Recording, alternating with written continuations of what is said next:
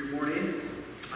If you're visiting with us, I want you to know that we are a biblical church. We're a church that believes the Bible, and it's our normal practice every Sunday to preach, usually consecutively through a book of the Bible. We think it's a great way of learning what the Bible teaches, what God has to say to us each week. And we've been going through a series, I think we started last fall, in the Gospel of Luke, and we're just kind of going section by section through that. And this morning we are picking up, we're actually not just in the Gospel of Luke, we're in a sermon that Jesus preached, one of his most famous sermons called the Sermon on the Plain. And we started that last week, and we're picking up in the middle of that this week in chapter 6, verse 27.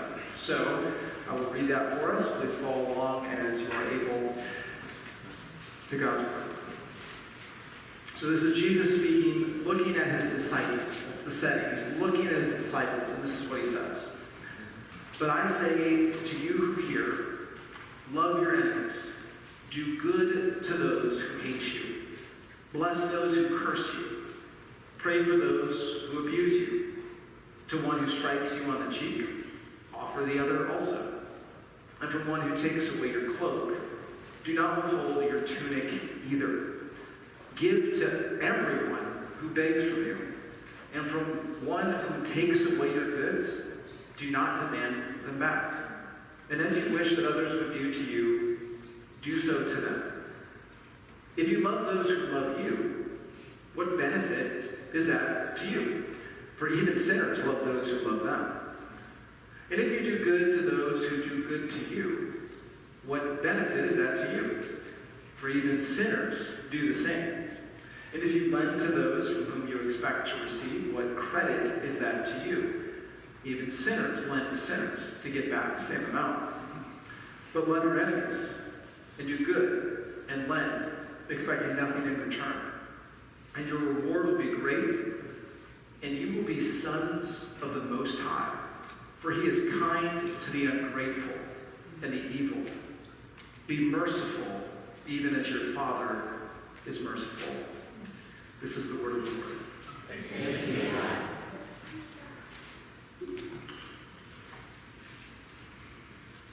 Well, a few months ago, I think just 6 months ago now, I, along with millions of Americans, many of you, I'm sure, watched Erica Kirk publicly forgive the man who killed her husband, Charlie Kirk, and left her a widow and her children orphans. And I don't really know everyone's background or politics, but if you've seen that, it's a very powerful thing to see. Someone forgiving the person that perpetuated such evil. Why would you do that? Why would you even want to do that? And how could you do that? Of course, she's not alone in offering this kind of forgiveness. 10 years ago, just about, there was a 21-year-old named Dylan Roof who walked into a church, I think an African Methodist church, sat down, joined a Bible study, proceeded to participate in the Bible study, worshiped with the group, and then pulled out a gun and mercilessly killed 9 of them. Truly an awful, awful, evil act. And at his sentencing, several of the family members of those who were killed got up and expressed their forgiveness to him. And not just their forgiveness, their desire that God would forgive them. Why would you even want to do that? And how could you possibly do it, even if you wanted to? Of course, we could go back farther. Some of you might be familiar with the name Corrie ten Boom, who was in a concentration camp in World War II, and later wrote an autobiography of sorts where she talks about years after the war, meeting unexpectedly one of the guards that was her overseer in the concentration camp, and he comes up to her and offers her his hand. And she takes it, and she shakes it, and she forgives this man, and she loves this man. And again, why would you even want to do that? And even if you wanted to, how could you possibly do something like that? Well, the answer to both the why and the how, of course, is Jesus. It's Jesus, it's the gospel. Apart from the gospel, that doesn't make any sense at all. that because Jesus taught us to love our enemy. And how do we do it? Because Jesus loved us when we were enemies, and he gives us the power to do it ourselves. That's what we're going to see this morning from our passage. This passage in the Sermon on the Plain is probably one of the most famous teachings of Jesus. Of course, we've got the so-called golden rule there. But just the command to love our enemies. If you know anything about Jesus, you might have heard this. One of the most famous, it's also one of the most challenging. So we'll look at it this morning. I want to consider the call that he gives us to love our enemies. Then we'll look at the practice of loving our enemies. And then finally, the power for loving our enemies. So the call to love our enemies. So earlier in the sermon, we saw this last week, in verse 22, which we didn't read, but this is important context. Jesus told his disciples that living in this world, if you follow me, you will have people who hate you. Right? You will be persecuted. You will have people who revile you, who say all kinds of evil about you on my account. So Jesus has told his disciples this.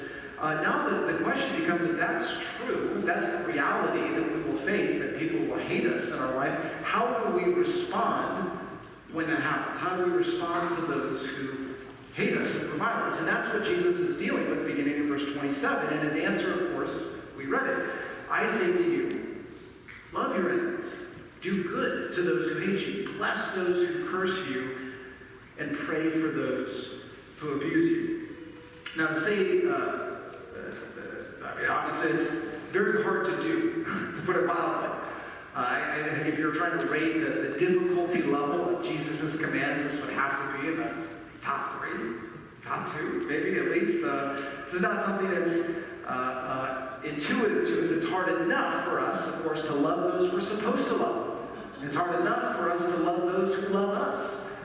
How in the world could we be expected to love our enemies and those who hate us? This is one of those points of Jesus' teaching we might be tempted to ask, is he actually serious? Does he really expect us to do this? I mean, by definition, an enemy is not someone you love.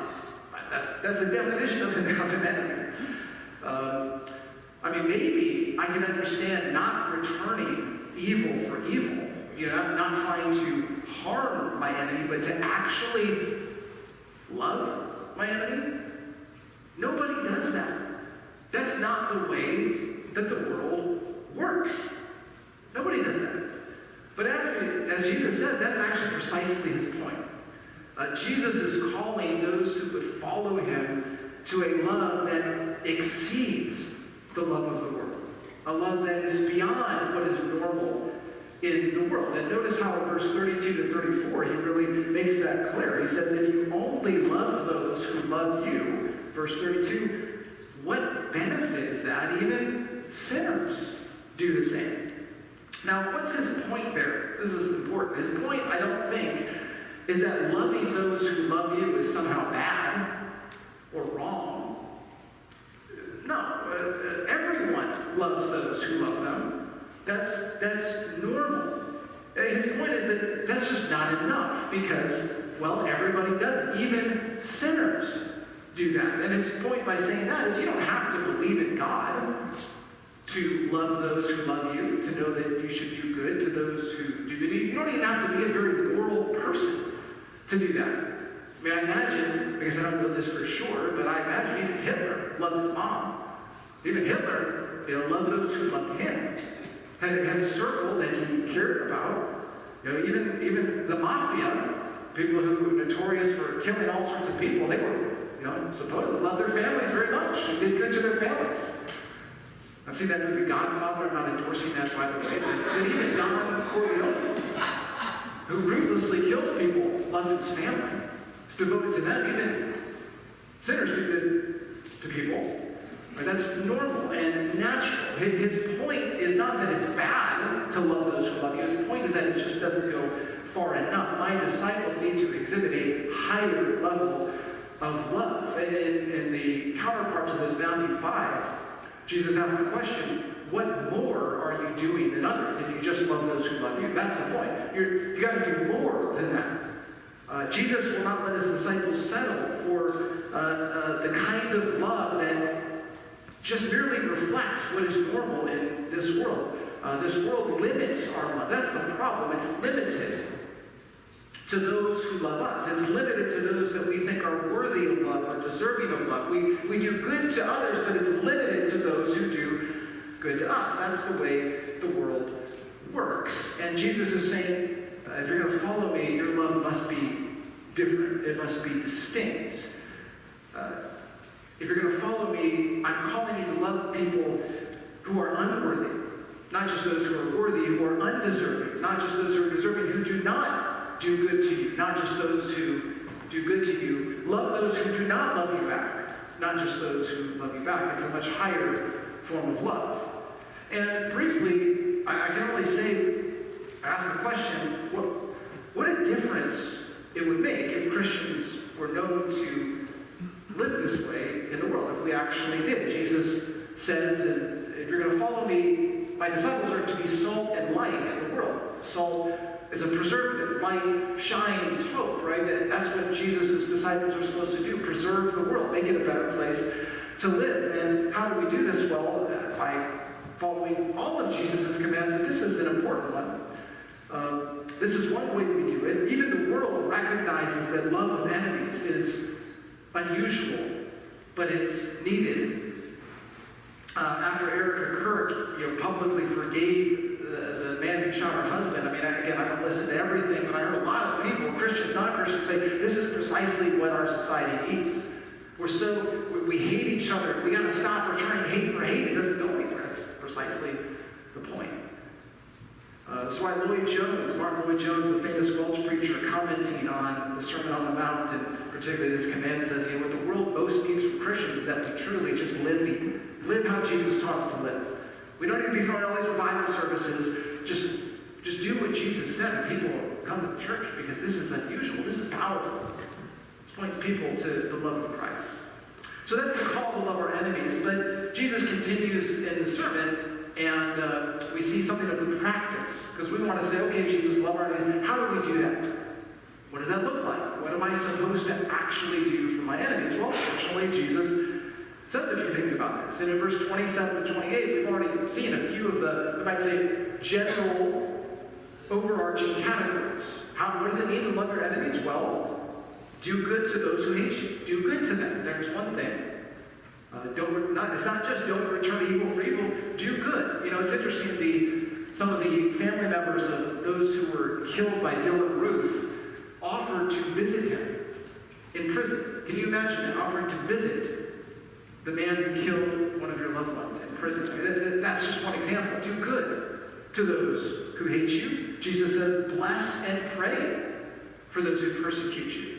Pray for your enemy. Of course, Jesus himself modeled that on the cross. Father, forgive them. They do not know what they do. Stephen, the very first martyr of the Christian church, prays for those who are killing him. And how many examples in church history do we have something similar? I read a story of an army chaplain who started a ministry called Adopted Terrorists for Prayer. And I think that's a striking way, but is an application of what Jesus is saying. Who are your enemies? Who hates you? Pray for them. And he would have people pray for them. That challenges us. So Jesus gives us these three overarching categories: do good, bless, and pray for enemies. But then he even gets more specific in verses 29 and 30. He gives three very specific examples that honestly are even more challenging. He says in verse 29, to one who strikes you on the cheek, offer the other also. Now, to strike someone on the cheek, that's either a great act of violence against you, or it may just be a reference to a great insult. In Matthew's parallel, it's a slap on the right cheek that's specified, which would mean that it was a backhanded slap from someone who's right hand, which is more of an insult than a physical act of violence. But either way, it's not good. And Jesus says, if that happens to you, turn the other cheek. That's one of the most famous lines of Jesus. Now, what's the point of that? Well, certainly the point is don't return evil for evil. But he's saying a lot more than just that. He's actually saying suffer the injustice that's been done to you. give up your right to slap them back. If someone strikes you, commits violence against you, there's a legitimate right that you have. They've done an injustice. That's why we have courts. You can go, if someone assaults you this week, you can take them to court because an injustice has been done. You seek justice in the court. Jesus is saying, don't even seek justice. Instead, suffer the injustice yourself. Instead of slapping him back, which would be what justice would demand, take the second slap yourself. Very challenging. Then he continues along the same lines. If someone takes someone who takes your cloak away from you, sorry, do not withhold your tunic either. Which again, someone who takes your cloak, the implied is by force or unlawfully. Someone who does an injustice to you. It says, do not withhold your tunic either. Again, the same idea. It's more than just don't respond evil for evil. Of course that's true. But endure the injustice. Let them not just take your cloak, let them take more away from you. Suffer the injustice done to you. And then, same point, give to everyone who begs from you, and to the one who takes your goods, do not demand them back. And again, it's a call to be generous, certainly, but it's a lot more than just be generous. If someone takes your goods, the implication is wrongly, by force, let them have more. Right? Don't demand it back. And then he summarizes really this whole ethic. Jesus he can't tell us everything we should do in every situation. So now we have verse 32, kind of a summary of all of this. Here's a general rule to follow. What does it mean to love your enemies? What questions should you ask yourself in various situations of life? If you're not sure what to do this. Verse 32 as you wish that others would do to you, do so to them. There's your general rule. Do unto others as you would have them do to you. Now, of course, it's worth noting that the so-called golden rule, I think it started being called that around the 16th century. It doesn't say that in the Bible, but it's what it's known as. The negative form was known during Jesus' day and is known today. The negative form, of course, like Buddhism, for example, puts it negatively. In Buddhism, it says, hurt not others in ways that you yourself would find hurtful. So that's much more common. And even in Jesus' day, there was, I think, some rabbinic teaching that had this negative form. But Jesus is saying far more than just don't do harm to people the way you don't want to be harmed. He's saying do positive good. What you want others to do to you, do to them. It's, again, a much higher call than we see in the world even at that time. Jesus goes way beyond that. Now, we should stop here and ask, after going through these examples, are there any limitations to what Jesus says here? I mean, after all, if there's no limit at all to how we apply what Jesus has just said, I mean, it would radically change our life and our society, would it not? I mean, can you imagine if a robber is in your home and you call 911 and ask them to send the police? Imagine if the dispatcher responded, well, sir, I'm sorry, but we follow Jesus' ethic here. And Jesus said that if someone wants to take your stuff, let him have it. Don't demand it back. So why are you being so unchristian in calling us against the robber? Just let him have it. And by the way, even if we sent a policeman there to stop the robber, he couldn't actually stop him because Jesus said to turn the other cheek. So if he strikes the police officer, the police officer's going to let him strike him again. So it wouldn't do anything to send him. And by the way, if you were a robber and you were robbing somebody's house, you wouldn't want them to call the police on you. So why are you calling the police on them? We follow Jesus' ethic. Is this the kind of society that Jesus is envisioning? One in which we can't defend ourselves, one in which there's no law enforcement, one in which we all walk around naked, presumably? And I say that, the last point, because verse 29, it's been pointed out by scholars that the cloak was the outer garment, the tunic was the inner. So if you were following Jesus' words verbatim, you'd give up all your clothes. And we'd all be walking around naked. Is that what Jesus is talking about? Of course not. Right? Of course not. When Jesus says to turn the other cheek, If someone strikes you, let them have the other cheek. He's not forbidding self-defense. He's not talking about that it's unbiblical to have law enforcement or anything like that. How do we know this? Well, because, again, you have to read the Bible in context. We know from Romans 13, for example, that God has instituted the state, the civil government, and part of their role is to punish evildoers. It's not good to have this, and so that is legitimate and lawful.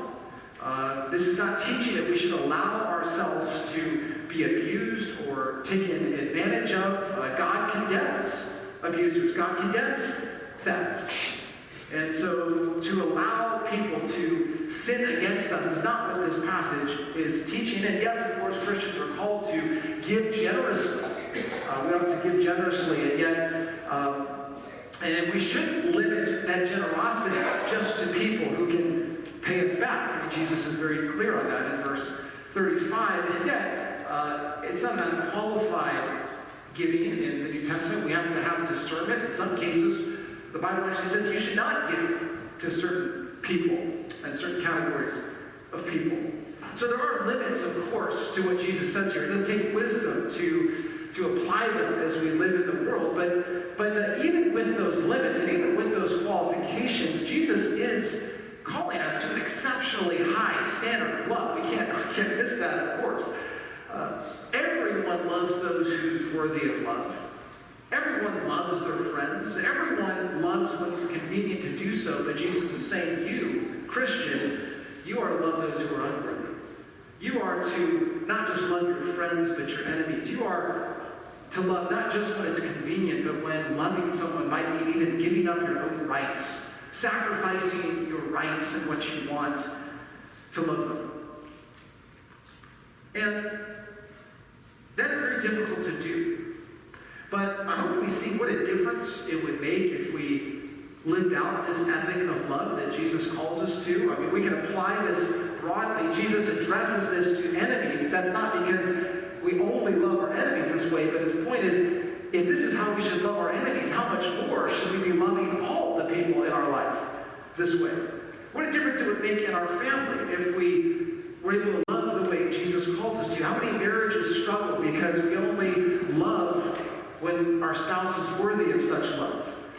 How many marriages insist on their own rights or unwilling to make sacrifices for the good of the other? Right? Kids, how important is it to love this way? Probably, I hope, nobody is hitting you, but maybe your sibling is. Hopefully no one's stealing your stuff, but your sibling might take something to break it. How do we respond? Are we willing to patiently endure and suffer the injustice and respond by turning the other cheek, as it were, to love people? Parents, how can we parent well without patient endurance and a willingness to turn the other cheek as we care and love our children? In the church, this is the place where I think this kind of love should be on display the most. As Philip mentioned in his prayer, Jesus calls us to a radically different kind of love. And Jesus says the world will know that I am from heaven because of the love of my disciples.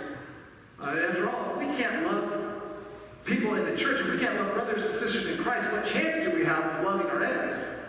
Very little, I would think. But do we actually do this? When someone sins against you in the church, when someone offends you and upsets you and says the wrong word, what do we do? Well, do we hold grudges? Do we hold on to bitterness? Do we slowly distance the relationship?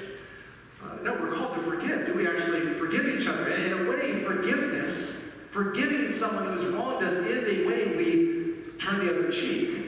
When someone sins against us, there's an injustice done to us, and we have a choice to make. We either, in the words of Ken Sande, who wrote a book called Peacemaker, you either force that person to pay you back, you have them take payments, you take payments from them by sinning against them or withholding your love, care, distancing the relationship, or you can forgive them. And forgiveness means I'm not going to make you pay what you owe me. I release you from the debt. It's a way of turning the other cheek. Instead of slapping them back, you absorb the cost. That's why forgiveness is so hard. Because it really is costly to truly forgive someone. You're suffering the injustice But that's what we're called to do, for Christ has forgiven us, as we will see. It's so striking. In 1 Corinthians, we read from 1 Corinthians 13, what's one thing that love does? It does not insist on its own way. That should be seen in the church, first and foremost. Paul will even say in 1 Corinthians 6, talking about the problem of believers suing each other, wouldn't it be better just to suffer wrong? Wouldn't it be better just to suffer the injustice than go to lawsuit against each other? Again, that's a radical kind of love. Let go of your rights. Sometimes that's what love does. And it should be on display in the church, is it? And living in the world, we've already read passages where it's clear that the Apostle Paul and Peter expects Christians to, as we can, live out this ethic in the world. We read from Romans 12, right? Do not curse your bless and do not curse. Do not be overcome by evil. Return good for evil. Who do you consider your enemy? The question as we finish this point. Who has wronged you? Who are you harboring grudges against? Who are you tempted to hate because they hate you? Is it your neighbor? Maybe it's a neighbor you can't get along with. Maybe it's a family member that's estranged. Maybe it's a former friend, one of your best friends who maybe betrayed you and now they gossip about you and said all sorts of bad things about you. Maybe there's a bully in school who is just mean. Or maybe it's a group of people. Maybe it's the terrorists. Maybe it's the people that voted for the other political party. I mean, whoever it is, who are we tempted to hate? Because we believe they hate us. And here's the challenge that Jesus gives. In each of these cases, what would love have me do? What would love have me do? How can I do to them how I would want to be done? How can I bless them? How can I pray for those who even persecute me? It's a great challenge. Yeah, I think it's one of the hardest commands that Jesus has ever given. And that leads to the last point, the power. How could you possibly do this? The power for loving our enemies. And Jesus says two things at the end of this passage here to help us. One, I'll be very brief. He reminds us that this world's not our home. Did you notice that? Verse 35, love your enemies, do good, and your reward will be great. Of course, the reward he's talking about is in heaven. He knows, Jesus knows that loving your enemies may not get you very far in the world. The world may scoff at you. They may call you weak and all sorts of other things. If you love your enemies, God will honor them. God will honor those who love their enemies. But second, and here's what we'll spend most time on, he continues, your reward will be great, and you will be sons of the Most High. For he is kind to the ungrateful and the evil. Love your enemies, and you will be sons of the Most High. We love our enemies, in other words, because God, our Father, loves his enemies. I wonder if you've ever thought about that God is a God who loves his enemies. That God bestows blessings on those who hate him, who revile him, who ignore him. Every day. I mean, that's true in general. It's true in general in Matthew's account of this. Matthew says God loves his enemies. He makes his sun rise and sends rain upon the good and the evil. Right? Every day, God gives good gifts of life and health and breath, good gifts of enjoying the good things of this world to people who utterly hate him and mock him and care nothing of God at all. Every day God does that. He loves those who hate him. Every day God does this. But of course, while that's true in general, it's most clear in the gospel. I mean, the highest expression, the most unbelievable expression of God's love for his enemies is not just that he makes his sun to shine and his rain to fall, though that is hard to believe in and of itself, but that God sent his Son, Jesus Christ, who gave his life for his enemies. This is what we read from Romans 5. God shows his love for us in this. While we were yet sinners, Christ died for us. And then he goes on to say, while we were enemies, we've been reconciled to God through the death of his Son. In Jesus, we see clearly how much God loves his enemies, and he would lay down even his life for them.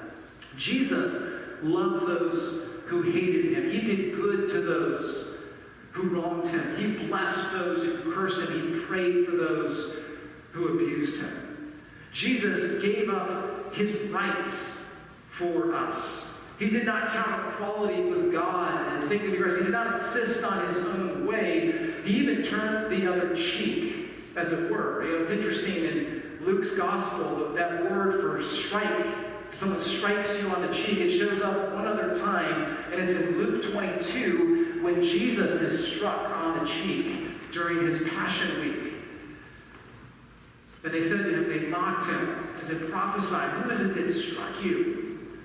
And of course, when Jesus was struck on the cheek, he didn't slap back. He didn't strike back. He didn't call down as he said he could have, the legion of angels to defend himself and demand his rights. No, he took the other slap. As it were, he took the slap that we deserve. He turned the other cheek and went to the cross for us. And this is where this passage has to get personal if it's going to make any difference in our life. When the Bible speaks about God loving his enemies, who is he talking about? Well, it's us, right? When Jesus says to die for godly people, who is that? It's us. We are his enemies. We are the ungodly who Jesus died for. This is a great challenge to our secular mindset, which says, well, God, we're pretty good people. And if there's any enemies of God, they're the really, really wicked people out there. No, it's talking about us.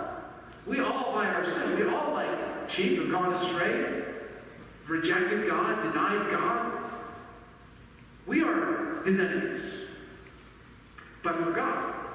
Only if we know that, only if we believe that, I suppose that's the great challenge. Do you really believe that you are or were God's enemy? Only if you know that, will this passage change you? Can you have the motivation and power to love your own enemies? You'll never be able to love your enemies, in other words, unless you believe that God loved you when you were an enemy. You'll never be able to pray for those who persecute you unless you believe that Jesus' prayer, Father, forgive them, they know not what they do, was really for you, ultimately. You'll never be able to forgive your enemies unless you believe that God has forgiven you much more when you were his enemy. But if you believe that, if all the motivation and power that you need, doesn't mean it's easy, but it's there, for God loves you and me. And as one Christian writer has put it, the more we love and the more unlikely people we love, the more we resemble God, who after all loves ornery creatures like us. And God gives us his Spirit to conform us to the image of his Son, that we might have the power to do that we might bear his likeness in the world, that we might really be sons of the Most High, that people look at how we love people that we shouldn't, and they see a reflection of God's love for sinners. God gives us a Spirit that we might do that. And coming back to Corrie ten Boom, if you've read her book, The Hiding Place, this is a famous quote from him. She writes about the moment when she saw the former guard from the concentration camp and him coming up and offering his hand. And she talks about the struggle that she had at first. You can imagine. Take the hand of the man who was my officer in the concentration camp, but then she takes his hand, and this is a famous line from this. She says, I took his hand. The most incredible thing happened. From my shoulder, along my arm, and through my hand, a current seemed to pass from me to him, while into my heart sprang a love for this stranger that almost overwhelmed. When he tells us to love our enemies, he gives, along with the command, the love itself. He gives us the power to do it. The love of enemy isn't possible without God. No, make that clear. But with him, all things are possible. And I pray that God will give us all the same kind of love for our enemies and for one another that Jesus has called us to here, that we might reflect the gospel to a world that needs it. Amen. Let's pray together.